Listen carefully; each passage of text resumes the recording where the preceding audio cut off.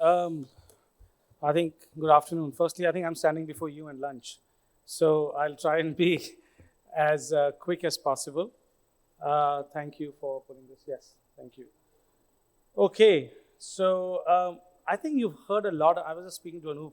I think you've heard a lot about AI and GEO and stuff, but you'll have to bear with me, and you'll have to hear a little bit more, right? But hopefully, this will be more interesting than the other speakers. Um, okay, so good afternoon. I think the theme when I was speaking to Karan was around convergence and confluence.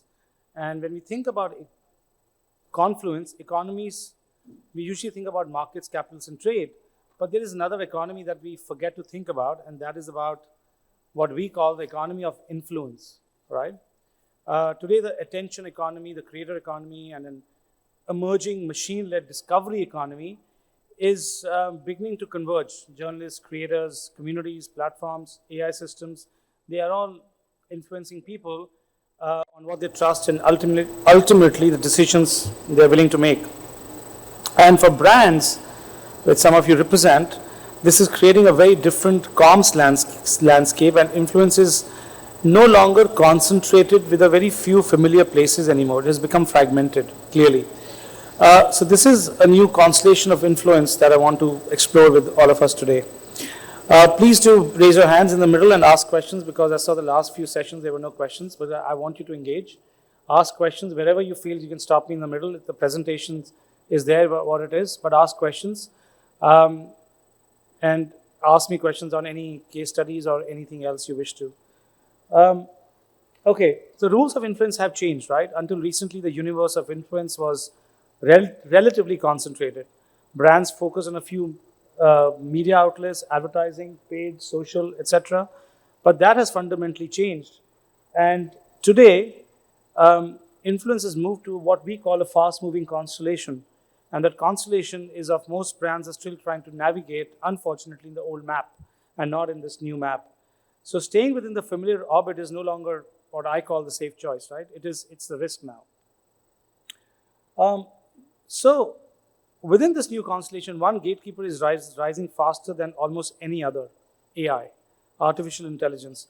It's no longer simply helping people write emails or summarize documents, is becoming a primary gateway to discover information, evaluate products, and make decisions.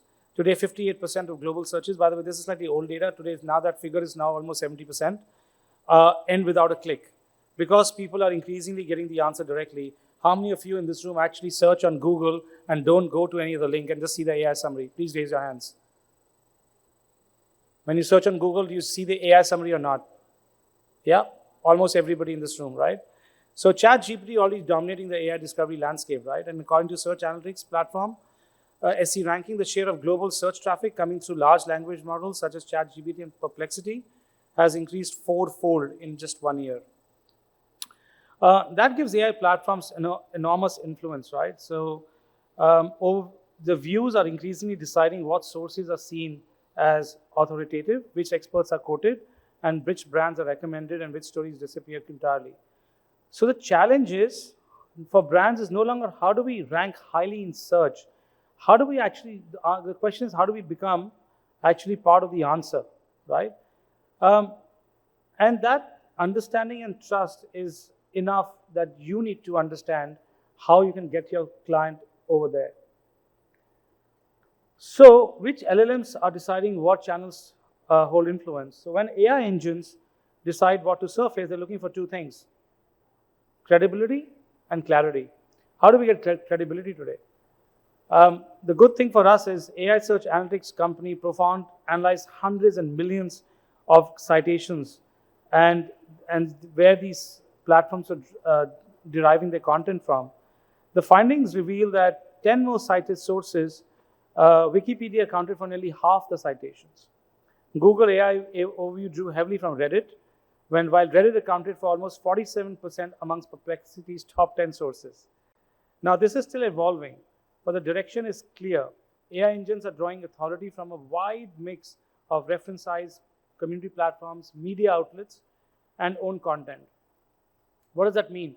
That means your newsroom, your blog, your original research, your website, and your strategies is becoming the livelihood of AI discovery.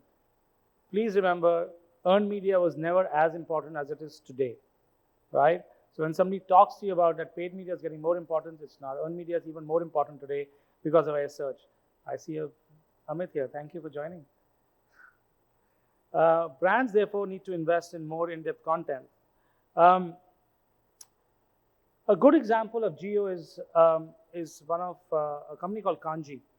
Its audience, IT, and security professionals manage Apple's devices. It's highly technical, very community-driven. So instead of creating another corporate blog, Kanji actually built something called The Sequence, a standalone content brand with its own domain identity and purpose. It was designed as a genuine media platform, publishing original research, opinion pieces, and practical guides. The idea was simple: create more content, your own content, which was genuinely useful. Then Kanji noticed an unexpected benefit. According to its CMO, because the sequence lived on a separate domain, AI platforms actually began treating it as an external source and citing it when responding to questions about Kanji within a month or two of its launch. That's about 4 to 6 weeks.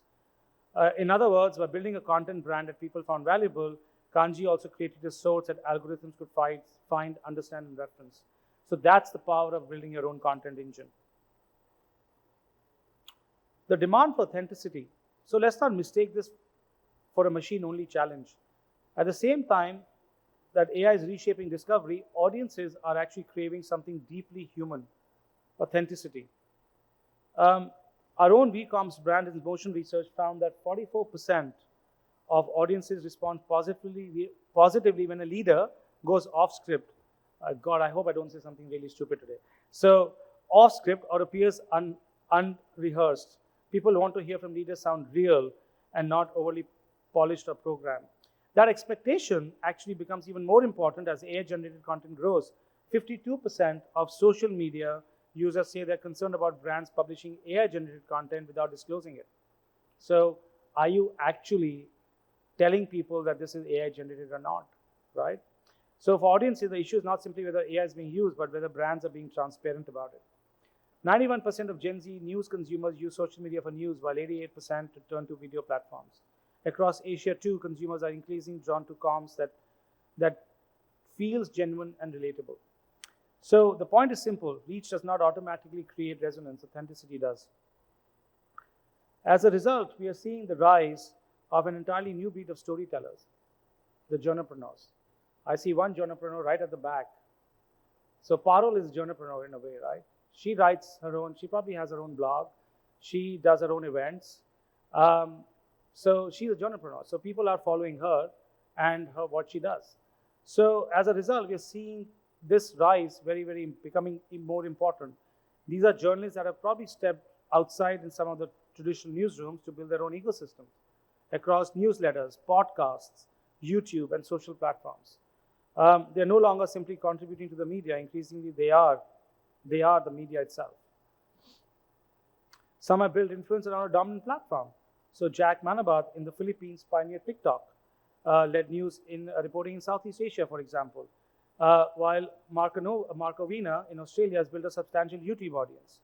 Amit Verma here has built a deeply engaged audience to India Uncut and the Seen and Unseen podcast. Faye D'Souza, which many of you probably follow, runs an independent YouTube news platform with a direct relationship with their audience. So I can keep going, multiple examples, which you can see some of them here. Vikram Chandra, Editor G, for example.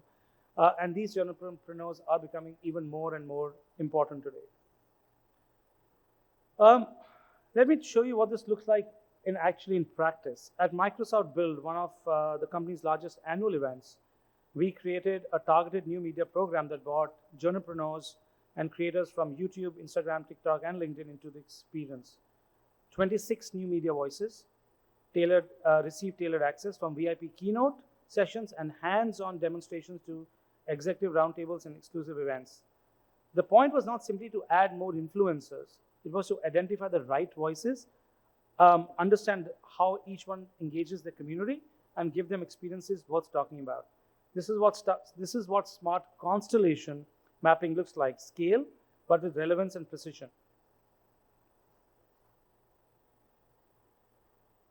Journalpreneurs only one part of this new influence landscape. Social creators remain strategic partners in their own right, particularly if you're targeting a Gen Z, Gen Alpha. Creators are not just, remember, they're not just entertainers, right? They are trusted voices who are increasingly shaping what people discover, discuss, and why. Party Post Southeast Asia research found that around 75% of consumers were more likely to buy a product recommended by an influencer, while 80% had purchased something following an influencer endorsement at least once. How many of you here actually buy based on influencers' recommendation? Amit, 100%, of course. There you go. So that's about 15-20% just in this room. This influence extends beyond commerce. Global creator-led initiatives such as Team Water shows how thousands of creators can turn an important cause into a cultural momentum. Brands are responding to this shift. Unilever has said its plans to increase the share of its media spend going to social platforms from 30% to 50% while working with 20 times more influencers. Its CEO Fernandez described the scale of that ambition very clearly. There are 19,000 zip codes in India. I want one influencer in each one of them. That's powerful. Can you imagine having one influencer focus on your brand per zip code in India? That's power. You cannot bolt creators on at the end just. They need to be woven into the strategy, the story, and sometimes even the stage. None of this will work if content does not fit the stage. Every platform has its own rhythm: YouTube, Instagram, TikTok, LinkedIn. The numbers make that clear. APAC now accounts for around 30% of global YouTube views. Tarun and I were having a chat earlier about content and the power of good content. And MasterCard is a great example of that content, for example. The numbers make that clear. APAC today accounts for around 30% of global YouTube views. But on LinkedIn, people may engage with only 800 to 1200 word article if it offers genuine depth. At the same time, the same story cannot simply be copied and pasted everywhere. So a detailed LinkedIn article cannot become a reel merely by cutting it down. The central idea may remain consistent, but the way it's expressed has to change from the opening hook and length to the length of its visual, voice, and pace. We see the same shift in India. Digital-first news brands such as First Post are building video-led properties and disturbing stories across YouTube, social media, and their own platforms, not simply treating digital as an extension of television or print. So when we all put it all together, what do we actually see? We are seeing the convergence of human influence, platform power, and machine-led discovery. First, geo is becoming the new SEO. Brands now need to think not only about where they rank in search, but whether they appear accurately and credibly in AI-generated answers. Our news and storytellers becoming more personal. Our reporters are becoming brands in their own rights. Journalpreneurs are building audiences and communities that extend far beyond traditional mastheads. And finally, content has become choreography. The story may remain consistent, but the format, voice, and pace must flex to the strengths of each platform. The real power brokers in this new economy of influence are therefore multi-channel operators, individuals and organizations that build communities across platforms and build trust, which is naturally circulating. So, what are the rules of brand engagement? How should brands basically navigate this shift, which we call the constellation of influence? We have identified three North Stars, three practical principles that can help brands stay visible, relevant, and trusted. To navigate this, the first one, the North Stars of influence, to navigate the shifting constellation, the first one is to double code your content for human hearts and algorithm filters both. As AI platforms become powerful gateways to information, stories must be designed for discoverability. Humans consume stories emotionally. Remember that always. There's going to be a human layer on top of every AI model. Machines interpret them logically. Your content now has to work for both.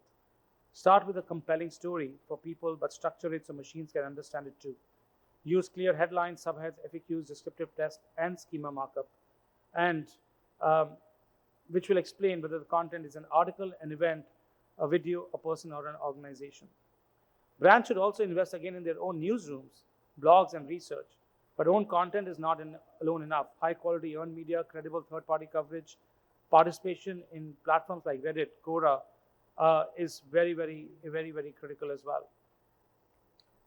This is an example of Zerodha. Zerodha Varsity is an Indian example of what double-coded content actually looks like. It was created first and foremost to make investing in financial markets easier for people to understand. The content is free, openly accessible, and designed without a paywall, advertisements, or even a mandatory sign-up. But it's also exceptionally well structured. Complex subjects are broken into clearly defined modules, for example. That structure helps a learner navigate the content, but it also gives search engines and and AI systems now clear signals about which page to tag and target. Varsity has built an audience of more than 2 million users today. The second North Star is to experiment with new media personalities and publications. And by new media, we do not mean any traditional influencers. We mean the full range of people, platforms, and communities shaping trust today. The starting point has to be the audience. What voices are we shaping? What conversations matter to your brand? What are those conversations happening? Where are those conversations happening? Sorry. This is where discovery and mapping become critical. At we, this forms part of our constellation of influence approach. But there is no fixed formula, remember. Brands need to test, learn, and iterate. Somebody asked me the other day, we're going to start working with GEO for you. Can you get me on the top 2 search in the next 4 weeks? I can't promise that. I can tell you if somebody promises that, they're lying. Because we today don't know how those AI algorithms are working today. That might even be trying a sponsored newsletter, for example, or placement or tracking whether it derives genuine engagement. The point is not to appear everywhere, it is to experiment intelligently. A good example,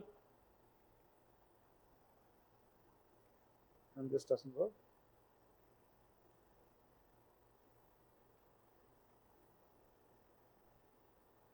Excuse me, can you move the slide? Yep, thank you. A good example of this is our work with Adobe across the Asia-Pacific region. Adobe wanted to reach its next generation of audiences from emerging creative professionals to tomorrow's enterprise technology leaders. The objective wasn't simply more reach, by the way. It was to find the personalities and publications that already had credibility with Adobe's future customers and build them into both earned and paid strategies. It recognized that engaging social-first journalists and creators requires a much more nuanced, community-led and platform-native approach than traditional media relations or influencer marketing. And finally, engage at scale but with more precision. You do not need to light up every star every time. Anchor around major campaigns. Extend selectively around the niches that matter. Test, learn, and double down where trust is already flowing. The winners of this new constitution of influence will not be the noisiest. They will be the sharpest, the most focused, but the most influential. A strong example of this is our work with Instamart. Instamart was sitting on a rich national data set, but I'm finishing in a minute. But instead of releasing it as one convenient year-end report, we turned it into a series of stories about how India was changing through aspiration, premiumization, Gen Z behavior, regional consumption, and unexpected purchases. This was a winner of the Sabre recently. This is what engaging at scale with precision looks like. One national platform translated into the right story for each audience, city, and channel.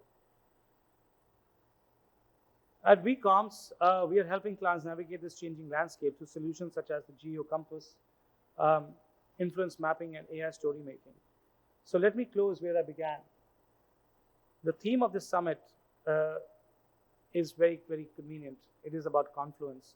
In comms, we are seeing that confluence play out in real time today. As the attention economy, the creator economy, and AI-led discovery economy come together to create a new economy of influence. So thank you for being patient and listening to me.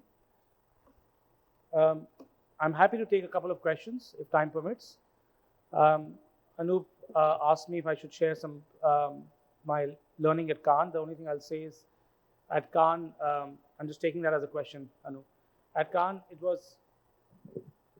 Hi. Thanks, Nitin. Lovely. The idea was that we have been, before you, the other panelists and speakers, they shared a lot of insights there. I want to straight away come from a practitioner's perspective, what you saw at Cannes, what we and India are doing, and what you're seeing globally, what is changing. So any campaign which you would like to just try and share and why it made waves there? So in the last I would say I'll go back 3 years. 3 years, people were testing AI in campaigns at Cannes. Last year, campaigns at Cannes with AI were winning, but less. Today, they were winning even more, right? So whether it was adoptable by Pedigree, for example, which was a very highly AI-driven campaign, which was absolutely fantastic. This time you saw even more use of AI in campaigns. However, you also saw more community-driven campaigns or creator-driven campaigns at Cannes today. The Adidas Adizero campaign was one thing that stood out.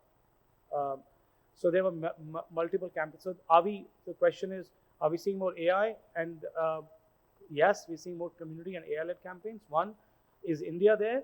100%. India had about, I think, 4 entries this year. They were shortlisted, they didn't win this year. But for the last 2 years, India has been winning in the PR category last 2 years consistently. So we won, I think, 2 gold last year. There was PR Pandit that won a year before last. So there's been consistent winning in the last 3 years, I would say. This year, probably not, shortlisted, but not win. Next year again. Were there any further questions at this point? If yes, then simply raise your hand and I shall pass the mic to you. Wonderful. If not, thank you so much. I've overshot my time.